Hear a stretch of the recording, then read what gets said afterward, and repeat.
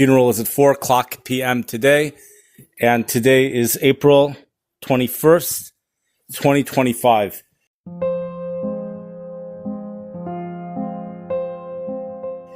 So I wanted to read to you something that I wrote, just reflections that I wrote and stuff that I wrote the family. And I wanted to share with you some reflections that I wrote on Grandpa. Some of my family has heard this already, but Dina is hearing it for the first time. So here we go. And I specifically wanted to write this before the funeral today because I wanted it to be my words. And I didn't want to be influenced by any other words that are written. So in order to ensure that it's as authentic as can be, I wrote it before anyone else. Okay, Dina hasn't heard it yet, so Grandpa was the most unique person I ever met. The way Torah blended into his personality was so real and authentic. While I've had Rebbeim who had this type of blend, Grandpa stood out because of his personality. He carried Torah with a show business personality, expressed in his humor and even tone of voice. Torah personified this unique personality. It's impossible to comprehend how this translates itself in real life through imagination alone. You need to meet him.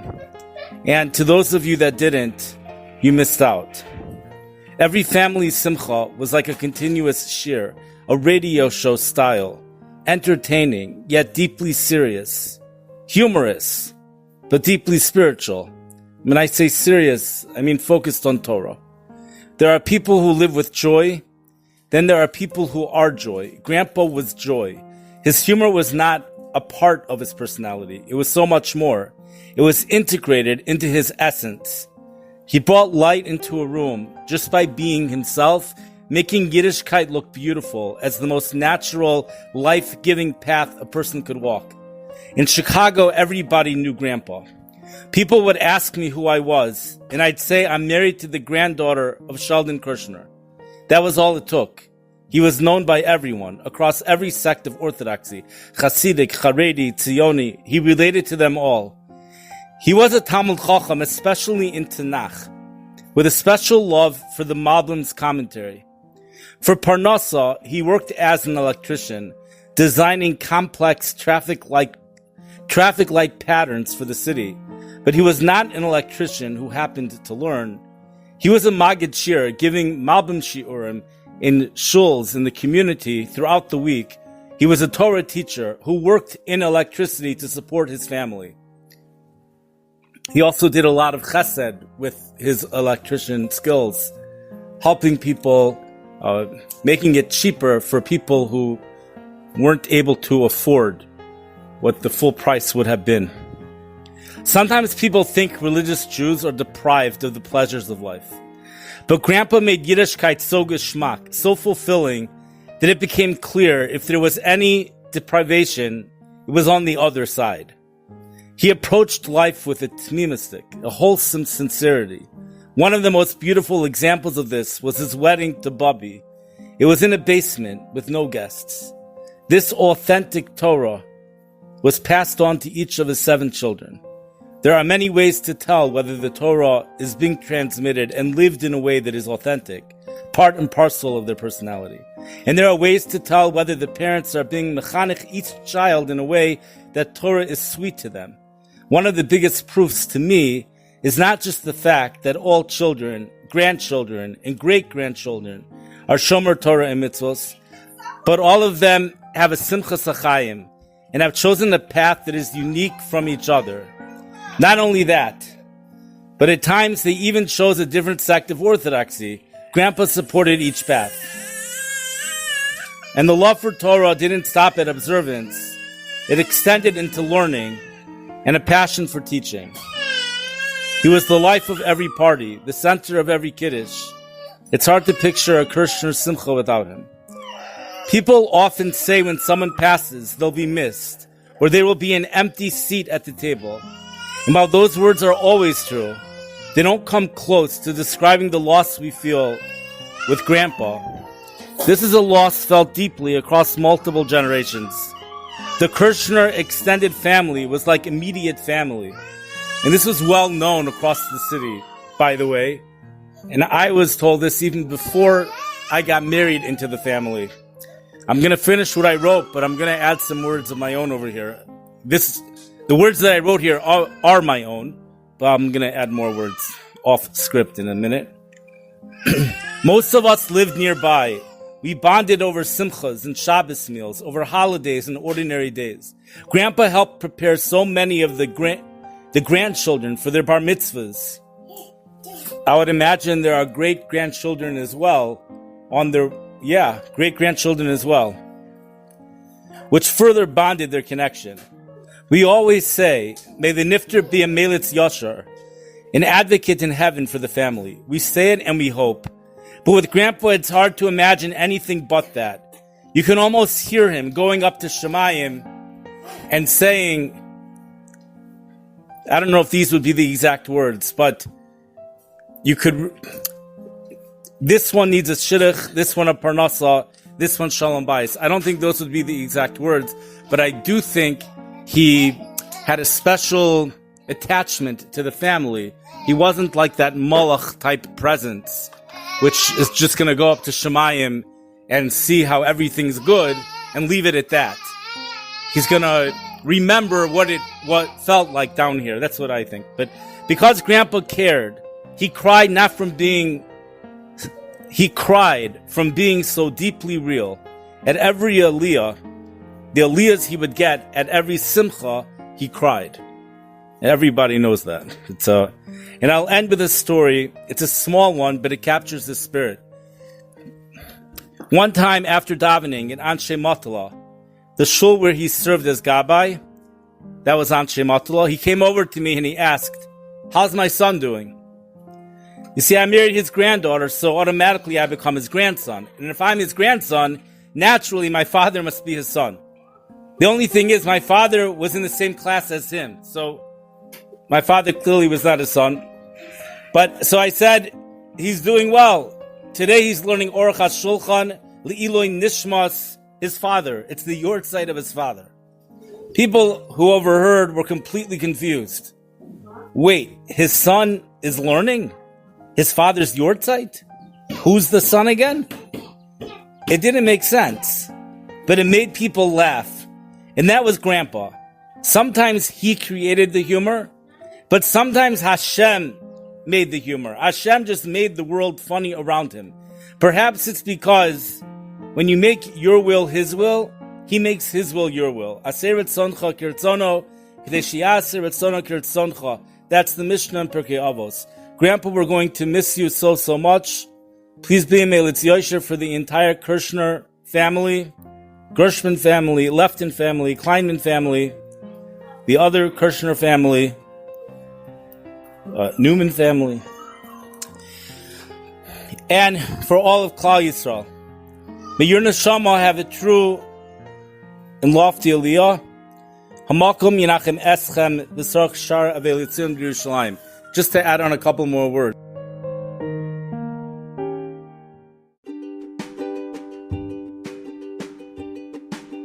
I remember in 1998, so I had the brother of a friend who was marrying into the family, and I just remember that my father just going to town. I lived in St. Louis, and I heard tons of stories about my father's rebbeim in yeshiva, but I didn't really hear stories about anyone else. But once the Kirshner name came up, I was in 10th grade, once the Kirshner name came up at the Shabbos table, so my father went to town just saying how special this family was. And he's like, wow, he couldn't get over it, that there's someone that he knows that's marrying into the Kirshner family. He just kept repeating it. It was just so impressionable to him. Now, little did he know that eventually I would be doing that, but about 10 years later. But at that time, that's an authentic response, because, it's like Masiach Lefi Tumo. He's not saying it to impress anyone. That was my father, who's able to read people very, very well. That was just his first response, and he's definitely a very special person.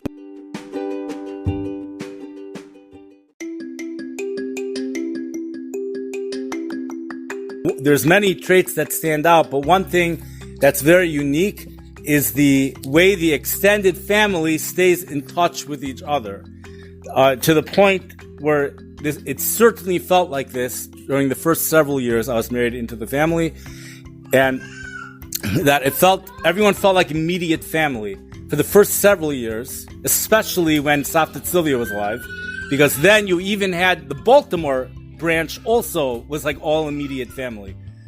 But it felt very much like immediate family.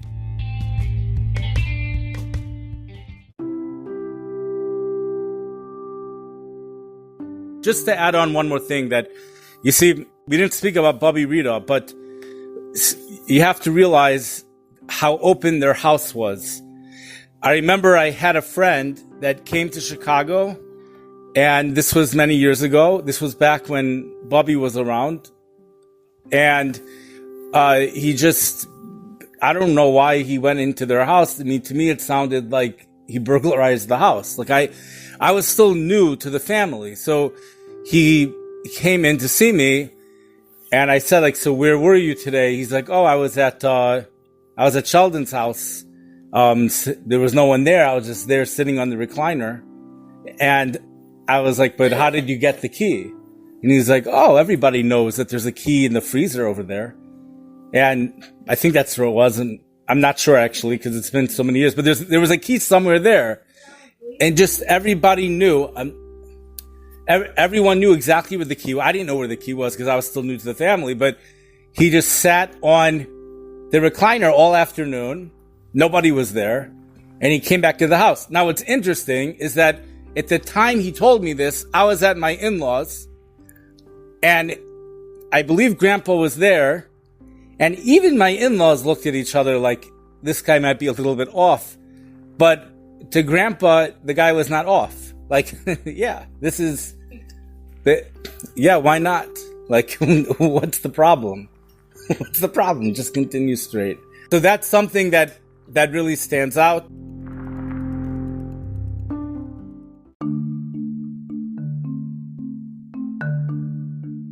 We're going to add a new dimension to this.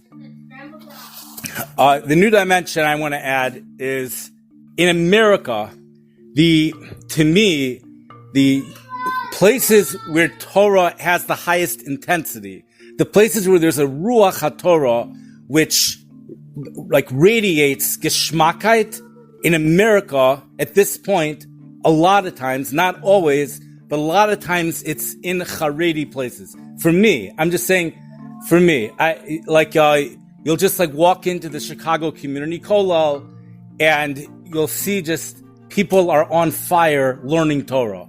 You walk into Telz Yeshiva, there's a Kol Torah. People are just, you see how happy they are and how into it they are. We have the Stender guy. Me and Dovi went to the Chicago Community Kollel, and there was no other name for him other than the Stender guy. The Stender guy was like a 6th grade kid. We don't know who he was, but he was so orangutan and Tosfos the whole night that the Stender was vibrating. And it was like the Stender was taller than he was. But like, you see all these things, it adds like a cuteness to the whole thing. And there's also these things called the Milchamta Shel Torah that happens a lot of times on Yontif. I remember in St. Louis we had it between Mincha and Marv. And we've spoken about in St. Louis, who are you going to get to have a Milchamta Shel Torah? We're in the middle of nowhere, but Baruch Hashem in St. Louis, we had Rabbi Herbert and Rabbi Greenblatt. So the Milchamta Shel Torah was amazing. But it's another way to get people into it. It's not a library. A study hall is not a library. And the Haredi circles, you really get to see it. You really get to see it big time. When you get to the more than non-Haredi circles, I think you have to go to Eretz Yisrael. I'm not saying you have places where you also have a Ruach HaTorah, but a lot of them have made Aliyah already. You have places in Eretz Yisrael. But I think what makes Grandpa unique is that he also had that Geschmackheit. It was a little bit in a different way, perhaps in a more inspirational way for many. He did not have that brand of Yiddishkeit, yet he still lived, Torah permeated every part of him.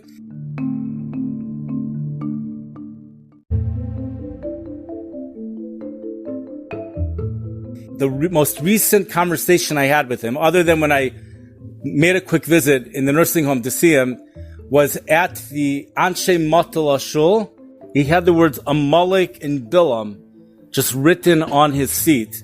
And in fact, if you go there now, it's still there. It says Amalek and Bilam, and how he has certain letters circled. There's something with those letters. Bilam, Beis, Lamed, Ayin, Mem, Sofit. Okay? Stovi, can you remember those letters? Okay, Amalek, Ayin, Mem. So Ayin, Mem is in both words, right?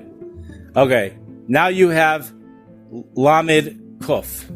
Okay, so those words are not in Bilam. The Lamed is.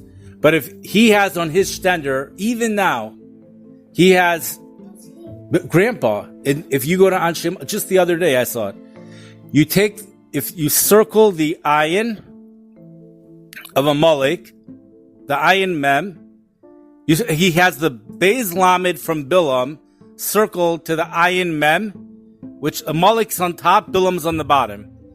Okay? Or the other way around. Beis Lamed is circled to the Ayin Mem, so you have Bilam. And then he has the other circle, the Lamed Kuf, and the Ayin Mem of Bilam, Amalek. Got it? That's it. What he has is Amalek and Bilam, he has it spelled vertically, whatever right to left is, and then he has it also spelled from top to bottom without changing anything, which shows you that they're one and the same, almost. Like Bilam, you have Beis Lamed, Ayin Mem, so, right? You have Ayin Mem, Lamed Kuf. So you have those words going that way, going from right to left. In those same letters, you have it going from top to bottom. It spells the same thing. So he has that on his stender. It was I went there for Mincha. He was there, and I asked him, what is this about? And he was just showing me Bilam and Amalek.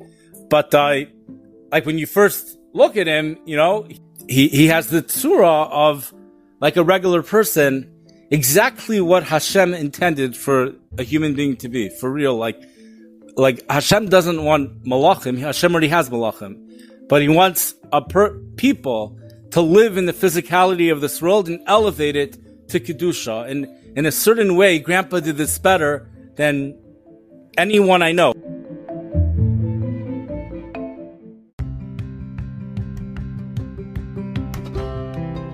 Another thing, when entering the family, everyone said you have to have a Dvar Torah for every single meal.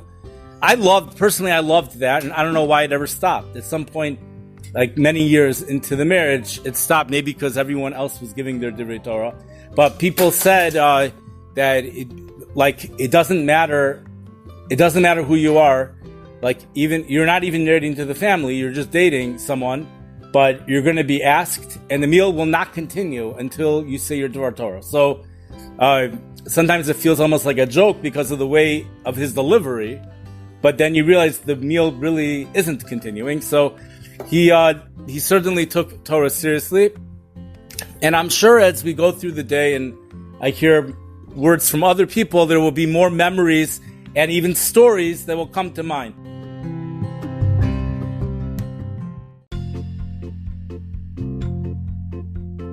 There's a certain type of resilience that Grandpa has that you see, like the fact that he did get married a second time. And at the Sheva Brachos, I don't know if it was Sheva Brachos or what it was, but I just remember this being said. It's not really so much of a story about Grandpa, but there was someone who got the name mixed up.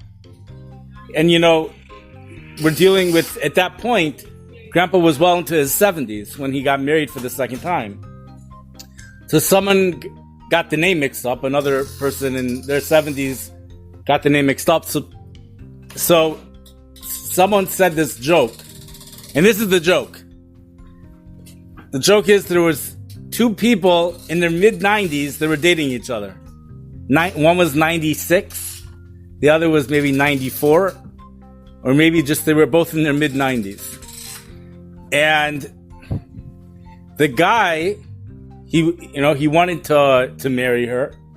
He wanted to get married. Maybe this was a second marriage. Maybe this was a third marriage. I don't know. And he asked her to marry him. Okay?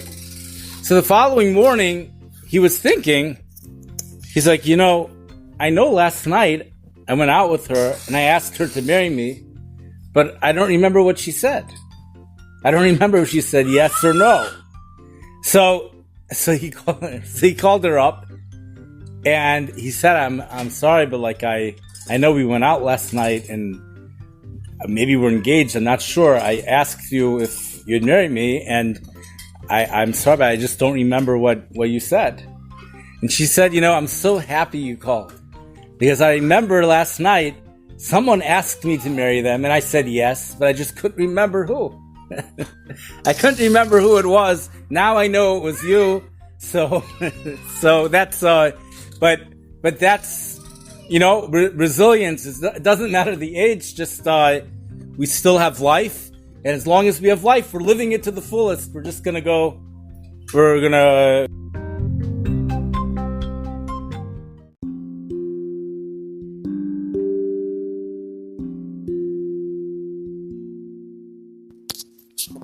So we're talking about Grandpa. We mentioned a little something about Bobby Rita.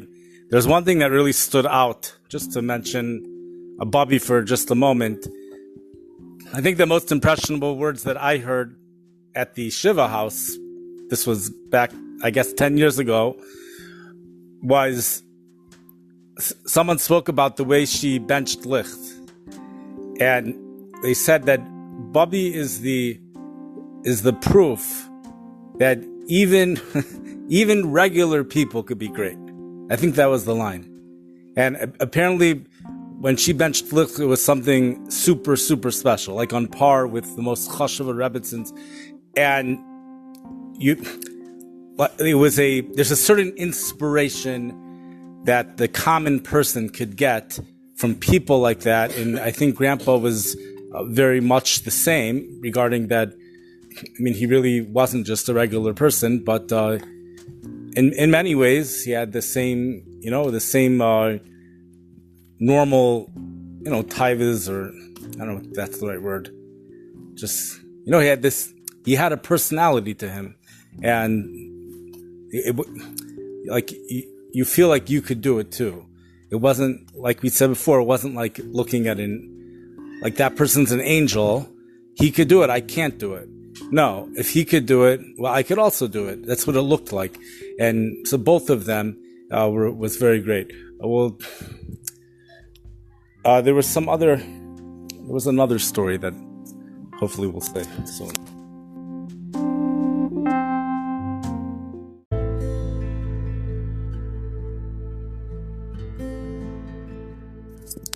We are going to end off with that poem again.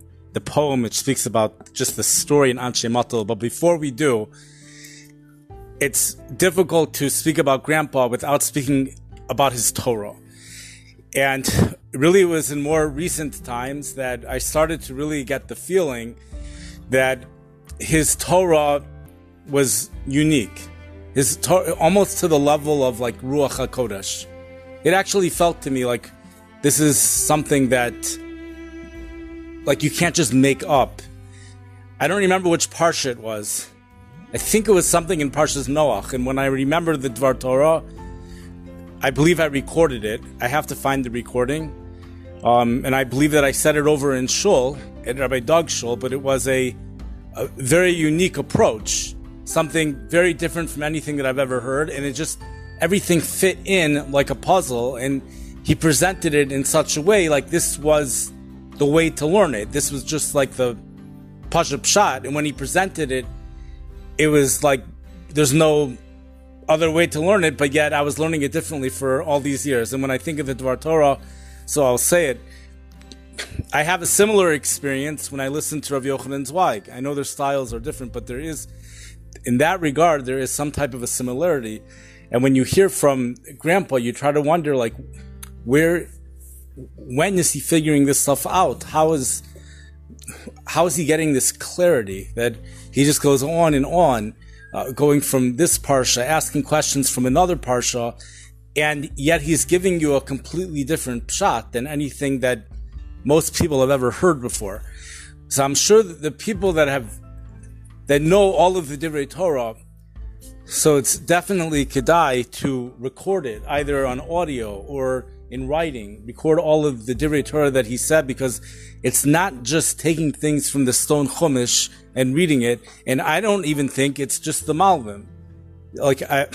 Sometimes it really was just learning the psukim. It really was. It was different than anyone else. After hearing his Torah, it was the only way I was able to get the parsha to make sense. I'm thinking of one thing in particular. I just have to go back to remember what the Dvar Torah was. But it wasn't just one thing. And this was something that became clearer and clearer as time went on. And it was something just very fascinating. And I think if a person didn't notice it, it's only because he had no chitzonius to it. So you're totally not expecting it. So it's almost like the brothers of Yosef never recognized Yosef, despite the fact they're looking at him, and despite the fact that they could hear his voice. Why couldn't they recognize his voice? So one of the answers is because when you have a preconceived notion as to who the person is, their preconceived notion was that Yosef was a slave. So they can't imagine that this king in front of them is actually their brother.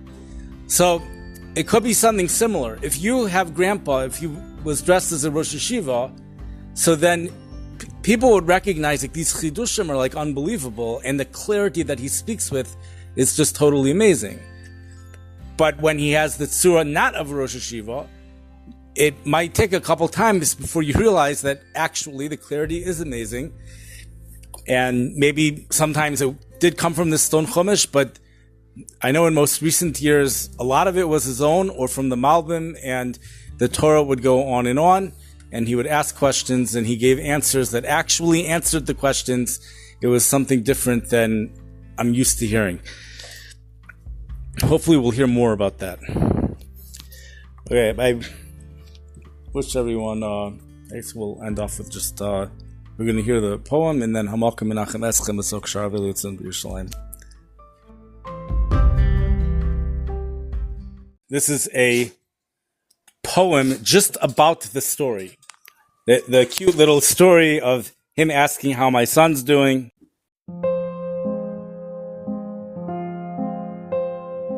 After davening at Anshe Matala's hall. No, this is a poem. This is the same story but a poem. After davening at Anshe Matala's hall, he asked me gently, not odd at all, "How's my son doing?" he said with delight. "You see, I'm his grandson by marriage's right.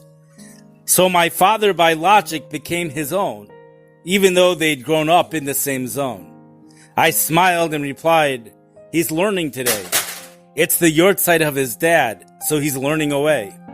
People nearby just stood there confused, but Grandpa, of course, was deeply amused. Sometimes he crafted the humor he brought, and sometimes Hashem, with a wink, just taught. When one lives with simcha, with Torah and cheer, the Ribono Shel Olam makes laughter appear. Grandpa will miss you more than words show. Your wisdom, your warmth, your spiritual glow. Please be our Melitz Yosher, guide us with love, and may your neshama rise gently above.